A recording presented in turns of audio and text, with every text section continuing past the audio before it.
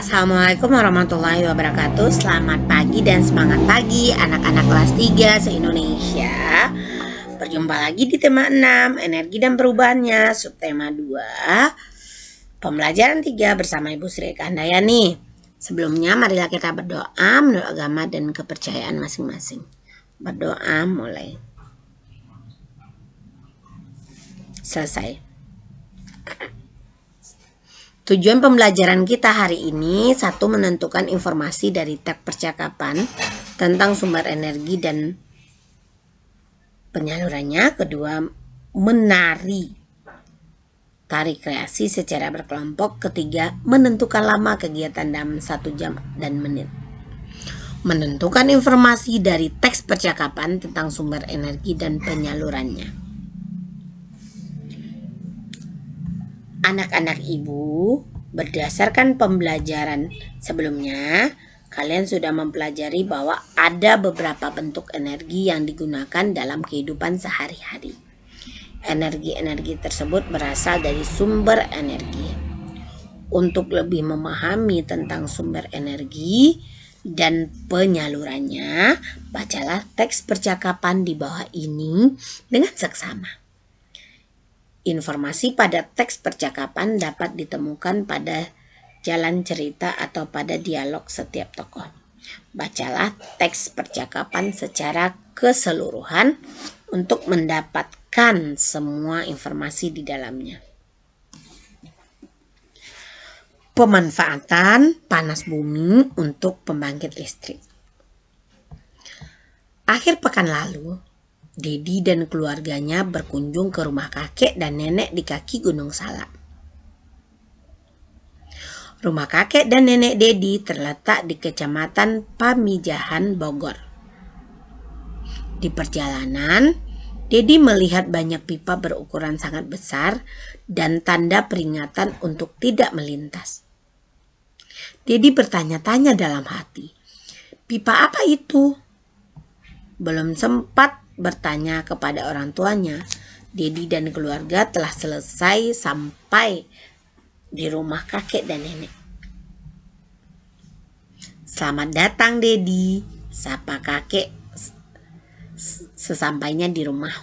Wah, Dedi rindu sekali dengan kakek, nenek, dan keluarga di sini, sahut Dedi sambil mencium tangan kakek dan nenek. Bagaimana tadi perjalanannya? Pasti melelahkan ya? Tanya kakek. Ah, tidak juga kek. Justru perjalanan tadi sangat menyenangkan. Oh ya? Tadi Dedi melewati area yang banyak pipa besarnya. Itu area apa ya kek? Tanya Dedi. Sepertinya kamu melewati PLTP atau pembangkit listrik tenaga panas bumi. Dedi, jawab kakek.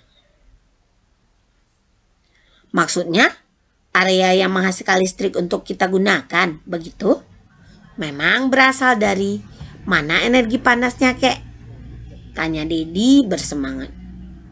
Benar, energi panas bumi itu dimanfaatkan di PLTP, berasal dari panas yang tersimpan di inti bumi. Biasanya, energi panas tersebut berupa air panas atau uap yang terbentuk melalui pemanasan secara alami, jelas kakek. Energi panas dari sumur produksi akan memutar alat yang disebut turbin. Gerakan pada turbin kemudian akan menggerakkan generator. Bergeraknya generator menghasilkan energi listrik yang kita gunakan ini. Nenek menambahkannya. Listrik yang dihasilkan kemudian dialirkan ke gardu-gardu listrik. Kemudian ke gedung, rumah, dan semua tempat yang membutuhkannya. Ayah melengkapinya. Jadi listrik yang kita gunakan ini melalui proses yang panjang ya? Tanya Dedi. Benar Dedi, panas bumi juga merupakan anugerah Tuhan yang harus kita jaga dengan cara melestarikan alam. Jika alam lestari, kita dapat terus memanfaatkannya, terang kakek. Begitu ya anak-anak, kita harus memanfaatkan panas bumi, atau kita harus bersyukur atas nikmat yang Allah berikan dengan cara melestarikan alam. Karena semua yang ada di alam ini dapat terus dimanfaatkan dengan cara melestarikan alam. Selanjutnya, menari kreasi secara berkelompok. Semakin kuat gerakan tari, semakin besar energi yang dibutuhkan. Bahkan, seorang penari dapat bercucuran keringat ketika menari karena menari mengurangi atau menguras energi. Anak-anak ibu menari berkelompok seperti ini. Pertama, lihat 1, 2, 3, 4, dan 5. Ada di buku tema juga.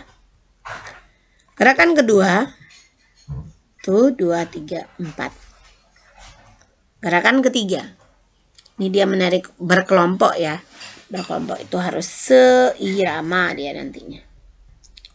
Jadi anak-anak ibu bisa melihat tari-tarian dengan gerakan berkelompok. Mungkin sama ke kanan, sama ke kiri, atau tangannya sama, tepukannya sama. Jadi kegiatan menari berkelompok ini anak-anak ibu bisa lihat juga di dalam buku tema pada halaman 76 sampai 77. Jadi anak-anak ibu ingat, semakin kuat gerakan pada tarian, semakin besar energi yang dibutuhkan. Bahkan seorang penari, kata Ibu Sri tadi, bisa menguras energi di dalam menari. Jadi untuk tari berkelompok ini harus seirama, harus antara teman yang satu dengan yang lain harus saling kompak, dan kakinya dalam menari atau tangannya harus juga kompak ya. Selanjutnya, menentukan lama kegiatan, satuan jam dan menit. Kegiatan yang kita lakukan tidak selalu tepat dilakukan dalam 1 jam. Kita perlu satuan waktu yang lebih kecil dari jam, yaitu menit. Ingat kembali bahwa 1 jam 60 menit. Perhatikan contoh. Sebuah pompa air dinyalakan pukul 5.20 untuk mengisi bak penampungan air ya. Bak tersebut terisi penuh pukul 7.20. Kemudian pompa dimatikan. Berapa lama pompa tersebut menyala? Anak ibu lihat. Menyala 5.20 hingga pukul 7. Berarti 1 jam 40 menit. Jadi lama pompa menyala berisi penuh 1 jam 40 menit. Ingat, dari jam 5.20 ke jam 7. 5.20, lihat jam 7 kurang 5.20. Ingat, 1 jam 60 menit. Kita ubah ini ke 60 menit. Ini jadi angka 6. Berarti 60. Berarti jam 7 ya. 60 kurang 20. 04. 6 kurang 1 jam 40 menit. Terima kasih. Sekian pembelajaran hari ini. Semoga bermanfaat. Anak-anak ibu silakan kerjakan soal-soal yang diberikan. Assalamualaikum warahmatullahi wabarakatuh. Subscribe, like, share.